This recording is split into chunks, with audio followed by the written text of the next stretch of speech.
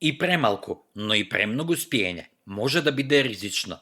А еве и зошто. Веројатно се согласувате дека нема полошо нешто отколку кога сте хронично лишени од сон. Постојано сте уморни, раздразливи, главоболките се силни и немате сила да извршувате дневни активности. Новите студии покажуваат дека предолгото спиење е исто лошо како и неспиењето, па можеби дури и полошо. За добар сон не е клучно само колку спиете, туку е важен и квалитетот на спиењето. На возрастните им се препорачуваат 7 до 8 часа, а на младите им требаат од 7 до 9 часа сон. Се што е над или под таа бројка го зголемува ризикот од срцев удар. Ако легнете под стрес, а REM фазата ќе започне многу порано. Можеби ова ви звучи како добра работа, но грешите. Ова спречува телото да заспие во длабок сон, што на телото очајно му е потребно. Ако интензивно сонување продолжи во текот на целата ноќ, ќе се разбудите истоштени и без мотивација.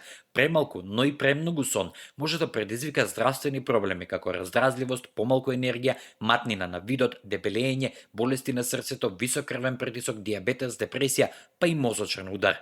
Најважно е да одржувате редовен распоред на спиење и будност во текот на неделата и да размислите колку сон ви треба за да се чувствувате добро.